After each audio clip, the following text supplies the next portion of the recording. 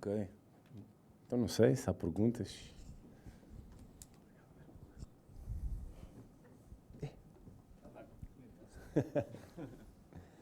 Há um microfone que passa de mão em mão, a sala é autónoma, quem quer abrir? Eu adorei o filme. Obrigado. Adoro a maneira como que 80% são grandes planos, em que as personagens estão todas focadas nelas próprias e nos próprios amigos. Não veem nada do que está à volta, portanto, está tudo desfocado atrás. Eu acho que isso causa um grande impacto da maneira como aquelas comunidades vivem. E posso dizer que gosto de tudo, adoro a música, adoro a maneira como... Até o pormenorzinho das telenovelas. Eu sou da Amadora, Venda Nova. E não, adoro. Prontos, era basicamente isso. 2019 e é atualíssimo, portanto... Super atual. A cena das objetivas e da proximidade da câmara tem várias explicações. Tem a ver com a arquitetura do sítio, que não convida para planos muito largos, mas também de uma decisão... É quase uma dimensão política da cena, porque eu lembro, por exemplo, as reportagens da CMTV, por exemplo, quando vêm para a Reboleira, filmam sempre com teleobjetivas, que são as mesmas objetivas que utilizamos para filmar leões na selva, à distância, porque são perigosos. Então, a nossa ideia também é filmar de dentro. Eu é que estou a operar na câmara e tenho uma proximidade com as pessoas, e é importante vocês estarem a sentir essa proximidade. Ou seja, estamos muito perto das caras, que se calhar contam tantas histórias como as paredes e as casas que sentimos, mas que não vemos. E depois há aquele arrematar de que estamos aqui em cima e que vemos a cidade toda e na verdade está tudo desfocado. É isso, Lisboa longe. Exato. Uhum. Está ali, mas não conseguimos alcançar, não conseguimos ver. Acho fantástico. Nós fizemos uma cena que ao longo, nós já fazemos filmes lá há 20 anos, sempre com essa ideia, ou seja, também estava a pensar que era bom se calhar uma vez filmar o bairro e ver-se o bairro. Então fizemos uma curta-metragem, que é o 2720, que é um plano de sequência dentro do bairro, que vai do início do bairro até ao fim do bairro, onde mostramos a arquitetura, onde vê-se o primeiro plano, o segundo, vê-se tudo. E foi a nossa resposta também para isso, porque também era importante documentar essa arquitetura. Mas pronto, nesses filmes, nessas longas metragens, já quase sempre essa decisão de estar o mais perto possível das pessoas. E os valores de produção, eu acho que às vezes tentam-se fazer muitas coisas no filme e ele está simples, flui, a sério. Não, os meus colegas já me ouviram falar de filmes e eu nunca disse nada assim, pois não. Portanto, portanto... Ok, obrigado. E foi um momento bem giro, o Espira estava-me a lembrar que foi Os atores são fantásticos. É isso, e o último plano, para nós foi super emocionante rever isso agora, porque muitas pessoas já não estão cá, e ressentir o que nós sentimos no momento, que foi unir o bairro todo, porque havia muitas pessoas que não se falavam, ou já não falavam há muito tempo, ou que faziam parte, de geografias diferentes, e havia, certos conflitos que o filme veio, de uma certa forma, resolver. É bem giro. Unir. Esse último plano é só lendas. É só aquele último plano. Essas caras... Isso é incrível. Isto seria um filme que seria sempre impossível de fazer na América, não é? Portanto, um filme em que só vês as personagens... Seria impossível, portanto... Ok, peço desculpa. Seria um filme impossível de fazer para os americanos, porque eles queriam ver tudo, sentir tudo, mas eu acho que aqui é exatamente isso. Na verdade não é uma analogia, é uma correção a teleobjetiva, que estamos cá em baixo a filmar lá para cima o que se passa lá dentro, porque na verdade é assim, eles ficam cá em baixo para filmar lá para cima. Sente-se e pronto.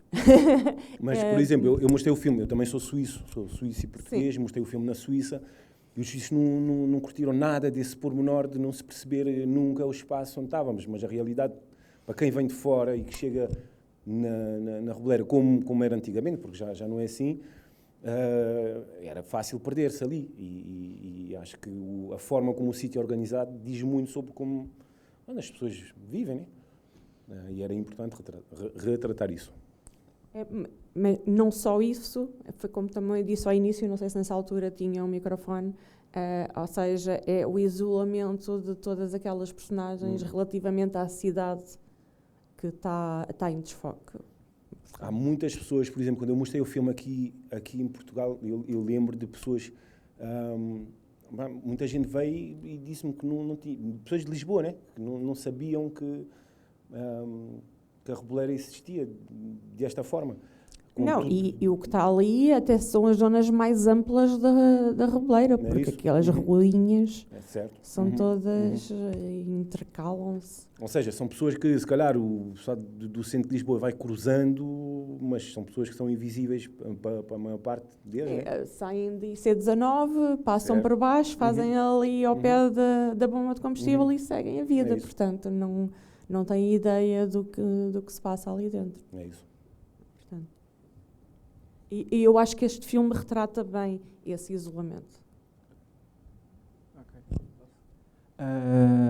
Olá, boa tarde, obrigado por ter trazido o filme. Eu não conhecia, eu não sou de Lisboa, eu não conhecia a Reboleira, isto foi em primeira mão. Foi um filme bastante intenso, mas eu também gostei muito do filme. Mas eu suponho que todas as pessoas habitavam ali. Eu suponho que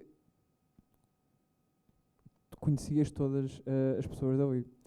E é uma pergunta, porque é uma pergunta mais a ver com cinema, que é, o filme poderia ser feito, conseguiria realizar o filme, se fossem com atores reais, no género, pronto, Cidade de Deus, ou Cidade dos Homens, que hoje utilizaram, os principais eram atores, mas eram mesmo dos bairros, mas o resto era tudo atores. Se viria a fazer um filme deste, mas com atores profissionais, ou teria mesmo que ser com as pessoas que habitavam ali? Pronto, isto é uma grande pergunta, porque há uma parte muito grande do realizador. Nota-se um formalismo no filme, tanto que o filme começa com um nascimento e acaba com uma morte. Há muitos pormenores que mostram um certo formalismo. Mas aquilo parece mais filmagem de repórter, de observar o que está a acontecer, dizer ação, vamos ver o que é que acontece. E depois a filmagem decorre. Por isso, há um guião, mas que era um guião muito livre. Pronto, isso é o que é a primeira parte. Se era possível fazer isto com atores profissionais.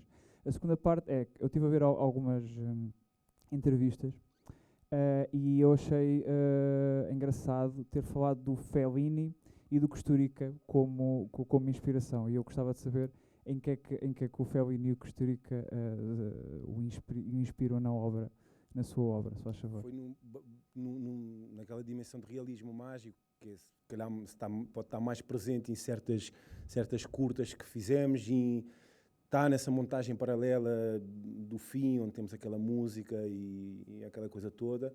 É um filme muito mais realista que os outros, com se calhar menos poesia que algumas curtas, mas vem dali também da generosidade que eles sempre tiveram naquilo que metem à frente da imagem, ou seja, cenas com muitas coisas a acontecer atrás da ação principal, que é uma coisa que eu gosto muito, que neste caso também, para mim foi frustrante. É um filme de inverno, há menos pessoas na rua, numa fase em que a Reboleira estava, se calhar, tinha menos vida do que nos filmes anteriores, mas pronto, é essa inspiração e também, claro, aquela vontade de representar pessoas que não eram muito representadas nas telas.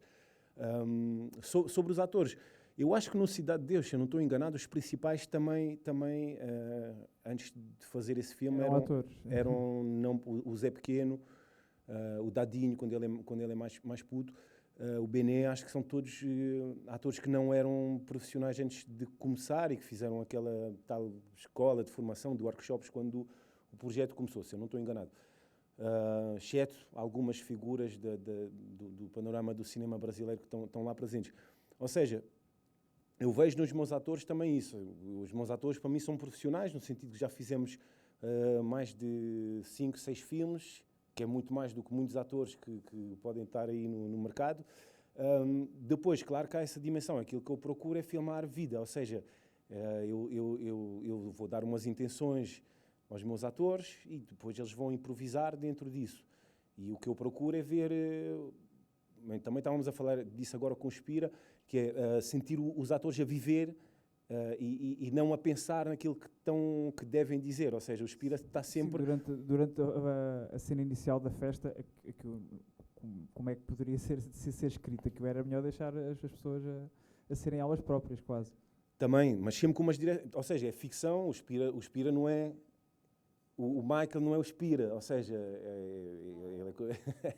é completamente diferente. Há muitos atores que, para mim, fazem um trabalho de ator clássico, e depois há uma coisa que é muito difícil para um ator que vem de uma formação mais clássica e se calhar de uma origem social mais confortável, porque o corpo tem marcas, a cara tem marcas, a forma de andar, a forma de falar, e é muito difícil reproduzir sem soar a falso. E depois eu tenho muita sorte com os meus atores, é que não preciso explicar montes de coisas. Já trabalhei com alguns atores portugueses que vieram nos nossos filmes, para mim foi super complicado, dão-me mais trabalho, e não sei ainda bem como trabalhar com eles, porque simplesmente pedem-me coisas que eu não sei, do passado do ator, da personagem, da intenção, pronto. E nós trabalhamos de uma forma muito mais orgânica, muito mais simples, com intenções, objetivos por cenas e acaba por funcionar bem. Depois dá muito trabalho na montagem para reescrever a história, mas é isso. O resultado foi bom. Obrigado.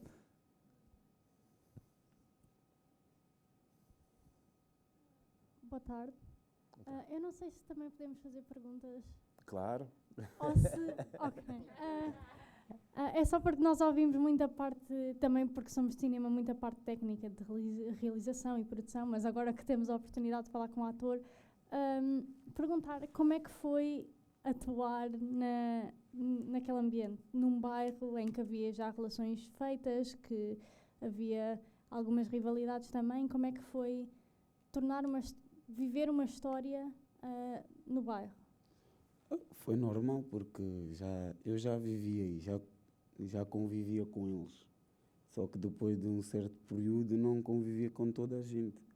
Mas isso foi, como o Sr. Basílio diz, foi a intensidade, foi a viver, cada um vive a sua vida, cada um faz a personagem, não é como o guião. Tipo, a gente segue o guião, mas como a gente sente, a gente está a sentir livre a fazer as coisas. É isso. Não tem muita coisa.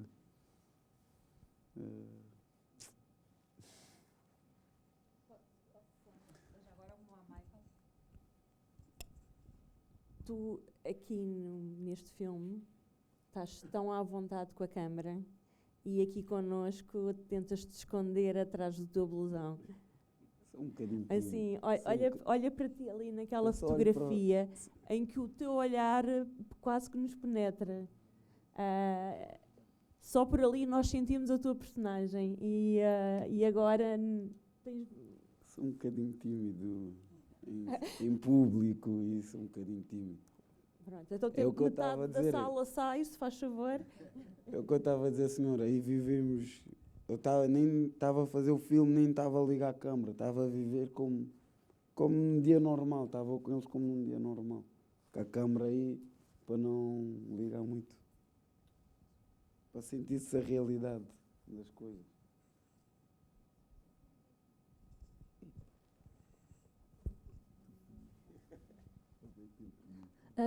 Olá, boa tarde, gostei muito do filme, está excelente mesmo. É perceber só quanto tempo é que demoraste nas gravações e é exatamente isso, perceber. 2 meses e meio. Mais a montagem. Mais a montagem, 4 meses. E depois a população, todas as pessoas que viviam lá, quando viram a primeira vez o filme, como é que foi, como é que elas se sentiram, o que é que elas disseram? Sentiram que estavam noutro mundo, sim.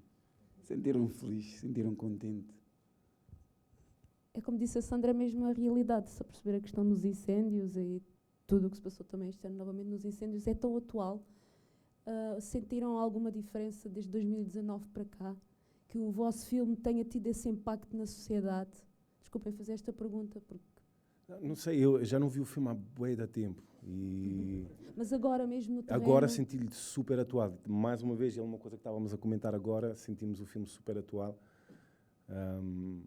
É o nosso clássico da nossa zona. Porque temos visto também aquela questão da demolição de algumas entra em diálogo barracas com e toda a muitas coisas. situação temos assistido na televisão. É isso, entra em diálogo com muitas situações que estão a acontecer agora. Mas só voltando atrás à tua pergunta sobre o que as pessoas sentiram, nós estreamos o filme em Locarno, no Festival de Locarno, mas depois em Portugal, quer dizer, fora o elenco principal que foi para Locarno e foi fixe, não sei o quê, aqui foi muito giro, foi no Indie Lisboa e reservámos, se calhar, mais de metade da sala para nós. Viemos todos de fato, toda a gente estava lindo e bonito, e acho que foi um orgulho para todos, porque é isso, foi giro, e respeitámos aquele sítio, aquele momento, mas também eu gosto também os primeiros filmes que a gente fazíamos nos recreios da Amadora, e acho que era um erro. Nós já sabemos o que é que se passa lá. Ir para o São Jorge, para o Cinema São Jorge, bem vestidos e mostrar ao mundo as nossas histórias, né? Acho que é um sentimento de orgulho e é super importante para as pessoas serem faladas também pelas qualidades. Como aquele de ser parado na rua, pedirem-lhe um autógrafo, fazer entrevistas. Não sei, acho que isso muda um bocadinho a narrativa, de repente, sobre precisamos de exemplos, né? de atrizes e atores que fazem coisas maravilhosas. Pronto, é isso. Eu gostava só de acrescentar uma coisa, sei que há mais questões e vou já passar a palavra, mas estamos aqui também com estudantes de cinema e o Basílio da Cunha para já estamos dentro de um filme em que as duplas pertenças culturais são constantes. Nós estamos dentro de um cineasta que tem uma dupla pertença cultural, que é português e é também suíço, e tem um olhar exterior sobre o país, que para quem é criado, nascido e nunca saiu daqui, é-lhe mais difícil conquistar. Por preconceitos, por formatação, por hábito, por familiaridade, com preconceitos, com estereotipos, com uma série de ideias feitas. E neste filme temos pessoas de origem africana e que são portugueses. São duplas pertenças culturais. Todo o filme é este jogo de espelhos. Quando fala de atores amadores, claro que os atores são amadores e ao mesmo tempo são atores de pleno direito. São atores com A maiúsculo, como qualquer ator que estudou artes dramáticas ou como qualquer ator autodidata. São atores de experiência feita, como Basílio da Cunha disse. Portanto, nós também temos que desmontar ideias feitas que a indústria nos impõe de quem é ator e de quem não é ator. Nós somos atores em sociedade. O Manuel Oliveira sempre disse que o cinema só filma as convenções sociais. Só filma o teatro, e depois foi mais longe ainda e disse o cinema só filma as convenções sociais. Isto é, só filma gente a agir, a atuar. Nós em sociedade estamos sempre a atuar. Portanto, precisamos de desenvolver um bocadinho mais a nossa cultura teatral e perceber o que é atuar. E falámos hoje de manhã com uma turma sobre Jean Rouch e o cinema verité. A ficção está por todo lado. E é através da ficção que nós tocamos a centelha do real. Portanto, claro que nesta festa, claro que aqui em situações que parecem ser a vida, nós estamos em situações também com a mise-en-scène, não é? Com uma direção de atores, com limites, com regras. Há uma câmara no meio. As pessoas dentro de uma câmara não agem como se não houvesse câmara. Desenvolvem personagens, desenvolvem uma artificialidade, etc. Não ter isso em conta é termos um olhar muito naif. Portanto, temos que perceber que tudo isto neste filme é ficção. E é poderoso em relação ao espaço. Só gostava de acrescentar. Claro que, ao vermos estas personagens a deambularem com a cidade lá ao fundo, a deambularem por campos, nós pensamos no Paulo Rocha, nos Verdes Anos, mas pensamos sobretudo no Pasolini, não é? Quem conhece o cinema neorrealista italiano reconhece aqui a cultura cinematográfica do Basílio da Cunha. Estamos diante de um cineasta que conhece profundamente a história do cinema. E nós estamos a ser sempre assaltados por essas referências. Está dentro da conversa da história do cinema. É o único cartaz de filmes que eu tenho é o Akatone em casa. Claro, eu pensei logo no Akatone, na Mama Roma, logo Akatone, sobretudo, que é também a história de um rapaz vítima ou mártir de uma situação de vida difícil. E para terminar, o espaço. O que disse do espaço é importantíssimo, os planos aproximados, a câmara está implicada fisicamente, não é? Está nesta dança corpo a corpo com os atores, com toda a gente, com o espaço, com os objetos, mas o espaço é mental. Nós estamos numa paisagem mental de uma comunidade. E isso também o neorrealismo e o Rossellini nos explicaram, que o espaço já não é só físico, o espaço pode chegar a um outro nível que é um espaço psicológico. Nós estamos aqui num espaço psicológico, a partir da Reboleira. Pronto, e agora passo a palavra.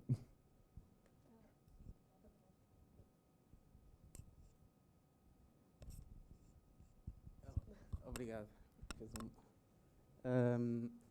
Eu já tinha tido a oportunidade de ver o filme, né? Mais do que uma vez até, mas parece que... Estão-me a ouvir bem, né? Parece que a experiência em sala é diferente e reparo em pormenores que não tinha reparado. E também já tive a oportunidade de ver outros filmes teus. Na verdade, eu acho que... Eu, se não tenho ideia, acho que só não vi o último, a curta-metragem. E é muito interessante ver e rever os filmes e perceber uma espécie de constelação que tu vais fazendo e ver nos personagens.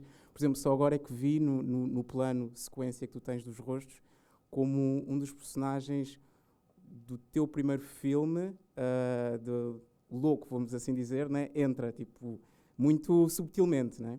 Então é muito interessante ver as ligações e até mesmo esta questão do onírico, do espaço onírico, do cavalo branco, neste caso, neste filme. Depois tu vais colocando noutros filmes, noutros personagens, como o do palhaço e até ver a luz do vampiro, não é? Então é muito interessante ver como a linguagem vai como peças de um puzzle, não é? Que estão espalhadas ao longo da tua filmografia. É muito interessante isso. E este acaba por, se calhar, ser, na verdade, um dos teus filmes, o meu favorito. Não sei se pronto, mas agora ainda há questão. Uma das coisas que talvez me tenha suscitado mais interesse na tua obra, a obra com O Grande, é mesmo o trabalho de atores. Como é que realmente, ainda para mais, tens uma grande proximidade com as pessoas, como é que se processa essa descoberta de encontrar o personagem? E uma das coisas que li, eu agora ouvi que filmaste 2 meses e meio este filme, foi isso?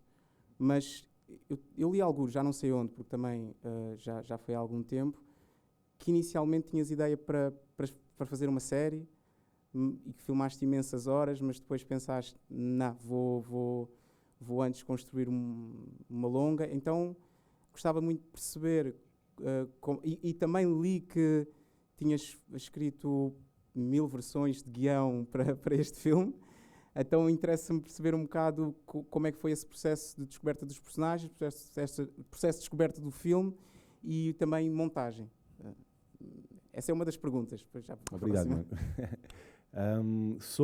Bem, no início, como em 2007 ou 2008, quando eu cheguei, não conhecia bem as pessoas, então escrevia um conto e fui sempre confrontando esse conto, que era o Nuvem, que era um rapaz que procurava um peixe-lua e passava por situações oníricas, poéticas, à realidade das pessoas. Pronto, foi uma forma de conhecer a malta. Fiz muitos clipes, videoclipes de rap, e ao longo dos anos, o que aconteceu? Ao longo dos anos, da vida, dos filmes, fui conhecendo a Reboleira de cima para baixo e conhecendo as pessoas e ter intimidade com as pessoas, e escrever para as pessoas. Ou seja, quando eu escrevi esse filme, e quando escrevo os outros, já estou a escrever e a formar grupos de pessoas, sabendo como é que elas vão interagir. Por exemplo, esse trio é um clássico.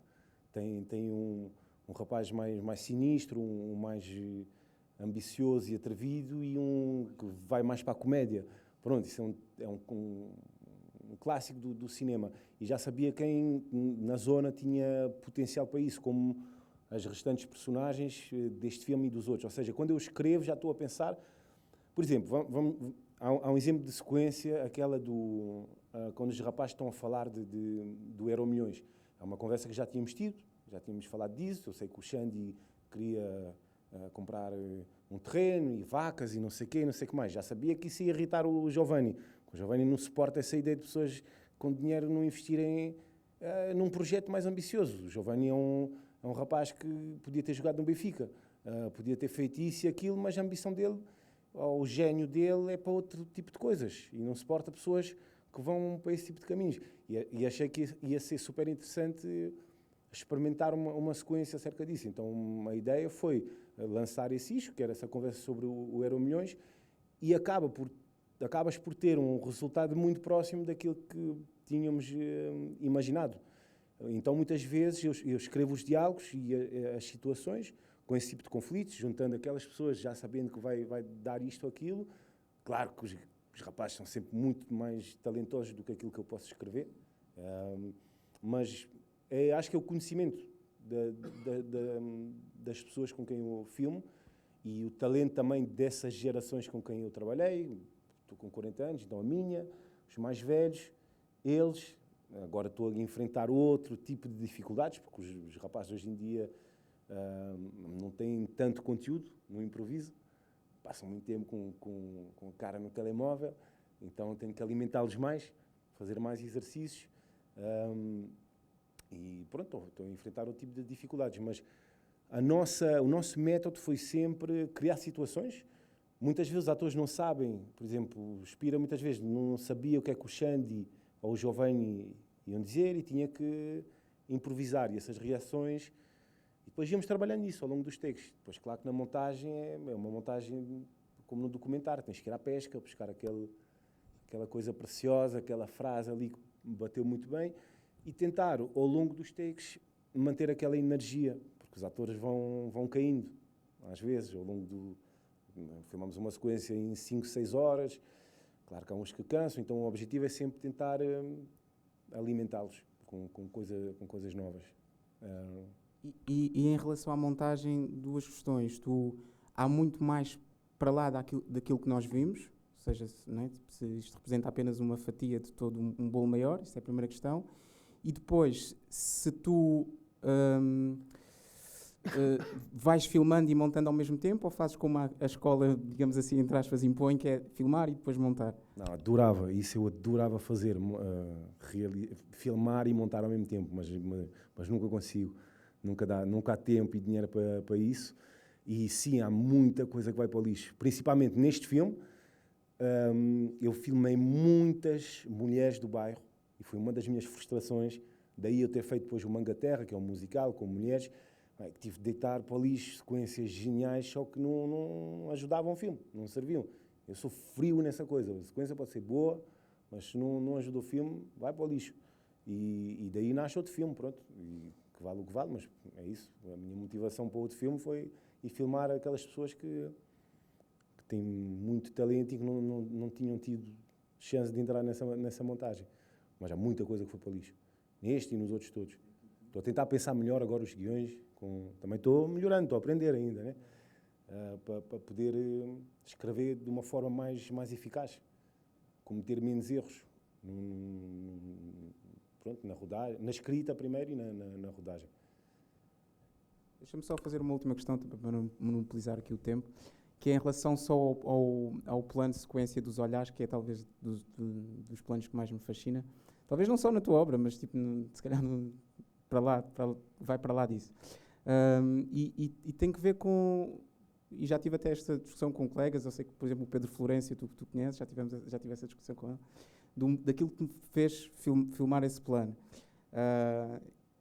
Bem, nem vou dar a minha opinião, eu gostava mesmo de saber o que é que te fez. Teve que ver com essa questão de salvar os rostos, porque sabias que aquilo estava na iminência de desaparecer, isso é aquilo que eu penso, não sei se foi por esse motivo, no fundo é isso. Havia, também, é um plano que eu amo, por tudo aquilo que ele representa.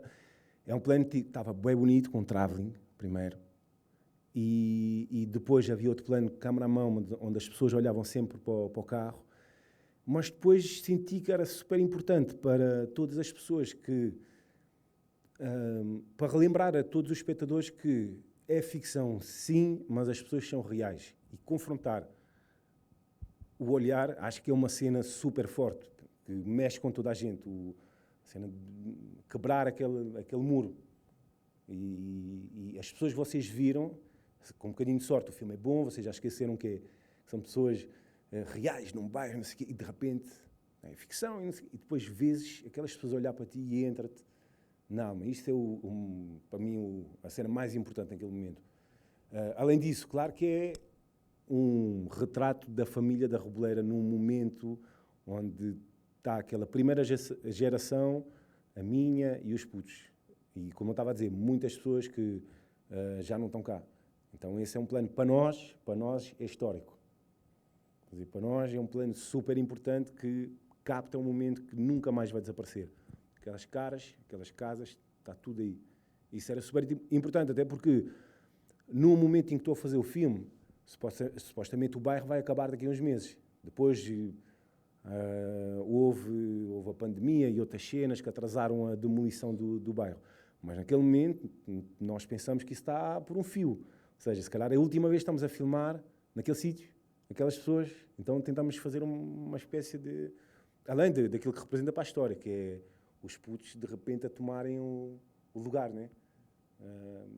Outra posição na hierarquia da zona. Pronto, isso é uma linha narrativa super básica, que é a da ficção, mas o que representa esse plano é isso.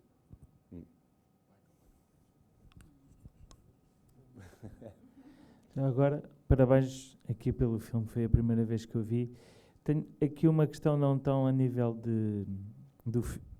é a nível do filme, mas qual é que foi o impacto que teve e que tem, e já que tu fazes muito cinema ali na zona, qual é o impacto que tem na sociedade, no bairro em si, fazer cinema lá? Tem muito. Imagina, há muitas pessoas há os que nasceram para isso, amam o cinema, há os que não estão a fazer nada naquele dia e que vão participar, há os que fazem porque querem ganhar uns trocos, ou seja, é impossível essencializar aí, fazer. Cada um vai com motivos diferentes fazer os filmes. O que é certo é que, para muitas pessoas, é um projeto que acabaram e que foi até ao fim, participaram nessa coisa. Nos primeiros havia uma certa desconfiança, até porque eu tenho pinta de PJ, ou seja, as pessoas, claro, olhavam para mim de uma forma assim meio estranha. Depois, o nosso primeiro filme foi para Cannes, ou seja, de repente, a Reboleira estava no mapa, né? Através de uma coisa positiva. Isso, acho que mexeu com as pessoas, e as pessoas gostaram daquilo que fizemos. E toda a gente foi entrando, e é muito raro hoje em dia encontrar uma pessoa que não entrou de perto ou de longe nos nossos projetos. Toda a gente, acho que toda a gente já entrou, ou fez figuração, há uma cultura de cinema super grande. E isso estou a falar a nível artístico. Quando eu faço um plano de sequência, por exemplo, na Reboleira, nem preciso fechar as ruas. Na câmara pode descer assim, alguém passa, já sabe porque não tem que olhar para a câmara. Isso é incrível, as pessoas já têm noção do ritmo de uma sequência, do ritmo de um diálogo. Isso é incrível. Agora estou a filmar, vou filmar noutra zona, estou a fazer ensaios, parece que estou a voltar à estaca zero. Ou seja, habituei-me muito àquela cultura de cinema que nós criamos. Depois, concretamente, muda muita coisa, porque, não sei, alguém pode comprar um carro, outro pode ir... Não, a minha questão era mais qual é o impacto que tem, já que isto são bairros que têm alguns problemas, para quem vai... Se quem está de fora começa a olhar para estes bairros de uma outra forma e começa a investir nestes bairros ou algo assim. Acho que nunca ninguém foi investir no bairro por causa do filme. Agora, uma coisa que eu adorei foi, quando mostrávamos o filme, as pessoas terem vontade de ir comer um churrasco ou de participar num convívio, porque sentiam-se tão próximas das pessoas que, de repente, o filme quebrou o gelo, né? Se calhar nunca pensariam e não iriam pensar em ir para a Reboleira e, de repente, pensar, ok, essas pessoas parecem fixe, não sei o quê. E muitas pessoas foram lá parar, assim, de cair de paraquedas, porque gostaram da... Pronto, não é um impacto assim fundamental, mas foi importante para mudar a perspectiva de algumas pessoas, já é bom. seja, mudou a nível individual a vida de algumas pessoas no bairro. A comunidade, como é óbvio, ficou orgulhosa disso e algumas pessoas viram o bairro de uma forma diferente. Agora, continuamos a não ter muito apoio e a polícia continua a ser complicado, a forma como lidam com tudo, inclusive os nossos filmes. Como é que foi filmar a polícia, por exemplo? E não são, como é óbvio, não são polícias, e são amigos nossos do ginásio que vieram fazer de polícias, porque a polícia é sempre complicado. Temos 4 ou 5 esquadras, mandamos autorizações para todas, há sempre uma que faz de conta que não recebeu a autorização de ruído, ou pronto, quando fazemos uma sequência assim mais barulhenta, e é sempre conflituoso, porque os polícias lá são diferentes, né? Não são os mesmos polícias de Lisboa. São polícias que têm outra forma de abordar indivíduos. Então é sempre assim, pronto, meio complicado com eles. Vamos ver se para a frente conseguimos criar um laço com eles. Mais questões na sala? Primeiramente eu gostava de dizer que é um filme espetacular. Eu senti que os planos meio claustrofóbicos, eu estou ainda até agora a tentar digerir essa sensação. Porque eu senti na pele que era estar lá, de certa forma, do jeito que foi filmado. E eu tinha 2 questões. A primeira é um bocadinho mais teórica, a outra é um bocadinho mais prática. Não sei qual é que preferes que eu comece. Não quiseres.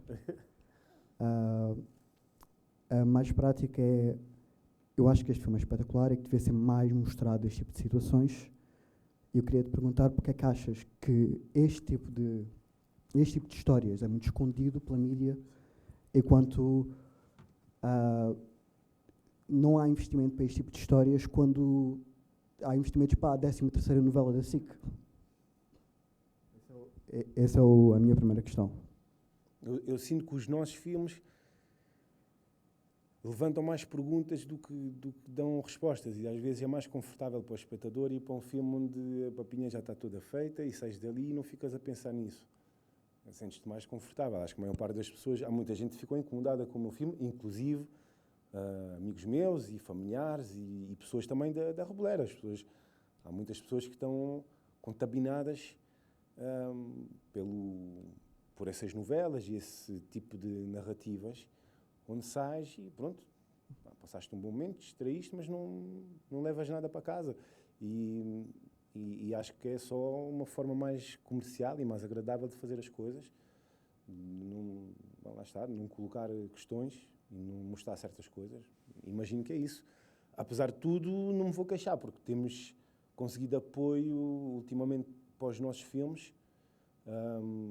Não se calhar os mesmos ou as mesmas quantidades que outras coisas, mas inclusive agora estamos a produzir uma série com a RTP. Ou seja, já estamos a batalha foi demorada, custou, mas acho que custa para todos. Todos os realizadores têm que batalhar muito. O que é certo é que agora já abrimos portas, metemos um pé, já metemos outro, agora vamos tentar ficar lá e levar toda a gente. E, não sei, vamos ver como é que a cena corre. É bom saber que pelo menos as coisas estão a melhorar, mas eu acredito que o facto de não ser tanto mostrado é porque é um filme difícil de digerir. Vocês não mostram a Reboleira como um lugar idealizado ou vitimizado, porque vocês mostram tanto as partes más de viver lá, quanto as situações más que a própria comunidade, entre aspas, canibalizar-se. Lembro-me, por exemplo, da cena que a casa foi demolida e o vizinho está lá a tentar ver o que é que consegue salvar da casa do outro vizinho. Ou a situação do cão que foi, morto. A minha segunda pergunta era, quando se filma ou se fotografa qualquer coisa, o intuito normalmente é sempre, eu acho ou acredito que isto é valioso mostrar-se ou compartilhar-se. Mas existe um crítico, que é o John Berger, que ele era um crítico bastante famoso de arte, e ele diz que esse é o intuito inicial, mas o intuito verdadeiro de qualquer artista ou qualquer cineasta, etc., é sempre eu acredito que isto é valioso e eu quero que vocês me julguem por isso. Porque que o intuito da arte é sempre ter a reação do povo. Eu queria saber qual é que era, para além do... é fácil compreender o intuito de mostrar isto, mas eu quero entender o que é que tu queres das pessoas quando elas veem este filme. Imagina, quando eu comecei a fazer filmes na Suíça, eu sou filho de imigrante português. Ou seja, basicamente, revejo-me também um bocadinho na comunidade crioula, né? Pronto, na Reboleira. E o meu intuito, quando eu comecei a fazer filmes fora, era pôr na tela pessoas, porque eu admirava, né, as pessoas, os portugueses de fora, os imigrantes, sempre achei que tinham caras incríveis, conversas geniais, bate-bocas que mereciam ser mostrados a toda a gente, porque ninguém via isso. Comecei a fazer filmes lá com o intuito de simplesmente fazer com que as pessoas sintam os meus heróis. Basicamente é isso. Então aqui faço exatamente a mesma coisa. Cheguei, isso é fogo, e génios do bate-bocas, poetas, pessoas, pronto, e atores incríveis. Então o meu intuito é só isso, as pessoas tentar verem o que eu vejo e o que eu sinto.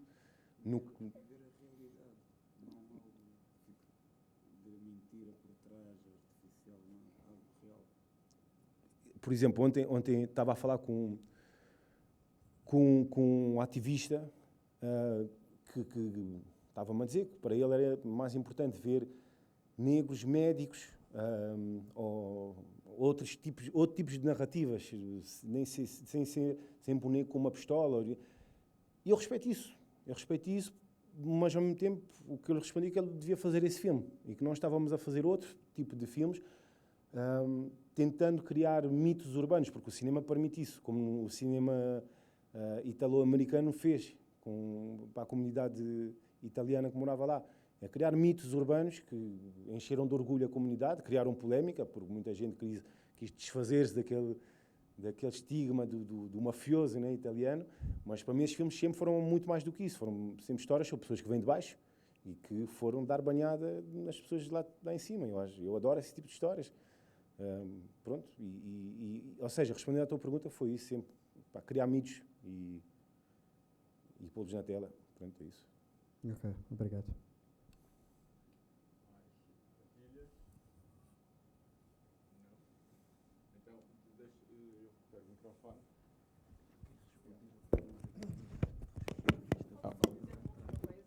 Sim, a seguir a mim.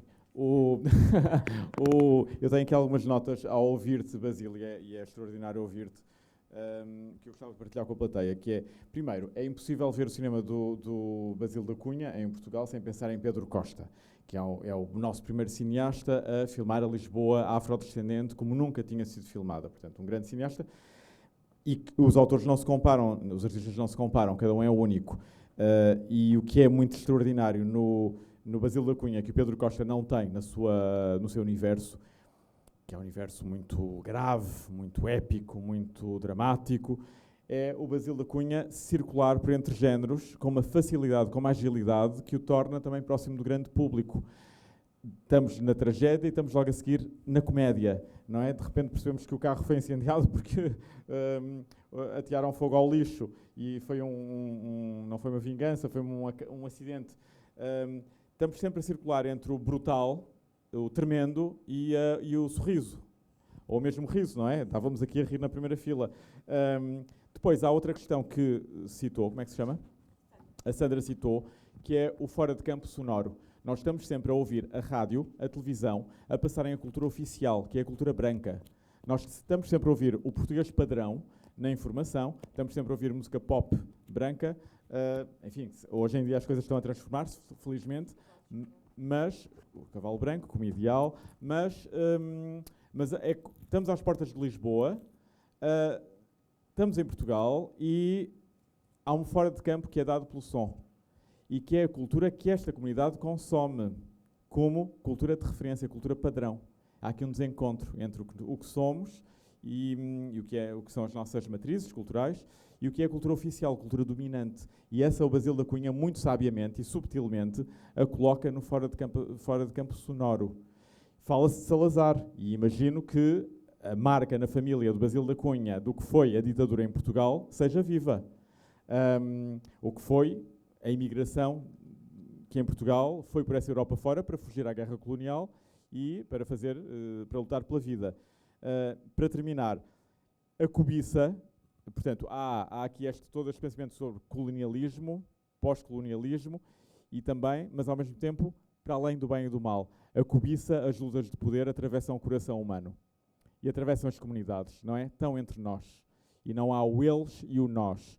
A violência atravessa-nos. Isso o Basílio da Cunha também entende e dá-nos a entender como ninguém.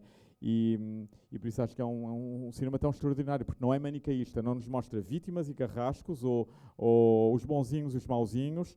Mostra, por exemplo, que o protagonista, e parabéns porque és um ator extraordinário, com uma fotogenia que obviamente o Basílio da Cunha identificou, és um ator de uma fotogenia extraordinária, faz-nos lembrar outros atores da história do cinema. É evidente que é um revoltado, é evidente que é um insubmisso, é evidente que vem de uma casa de correção que o maltratou, e que ele consegue sair mais cedo, porque, enfim, terá portado bem, imaginamos nós, mas na sociedade ele não se vai vergar. Isso é muito extraordinário, é um herói que é um anti-herói ao mesmo tempo, mas é uma força de vida. Eu era só mesmo para arrematar, serei eu a única pessoa aqui que acha que isto é uma história de amor? É mesmo? É mesmo? É mesmo? Eu fui a um debate que eu tive com os meus produtores. Para mim é. Claro que é uma história de amor. Ele faz isso por amor. Claro. Terminamos aqui com esta bela meditação do Basílio da Cunha. Então, salva de palmas para o Basílio da Cunha. Obrigado. E deixo o convite a todas e a todos para na próxima terça-feira, às 3 da tarde, sei que é um horário difícil para alguns de vocês, ouvirmos uma grande artista portuguesa chamada Diana Lucas, de origem madeirense e crescida na Venezuela, e residente no Porto. Portanto, estão a ver o caldeirão de referências da Diana Lucas, uma importante artista contemporânea portuguesa. E de hoje a 8 dias recebemos Tatiana Macedo, uma artista visual que trabalha as imagens em movimento, o filme, que nos vai dar ainda uma outra abordagem sobre cinema, vindo de outras geografias, está bem? Portanto, conto convosco. Passem a palavra, isto são sessões abertas à cidade, tragam namorados, namoradas, amigos, amigas, vizinhos, são todos bem-vindos. Até para a semana. Obrigado.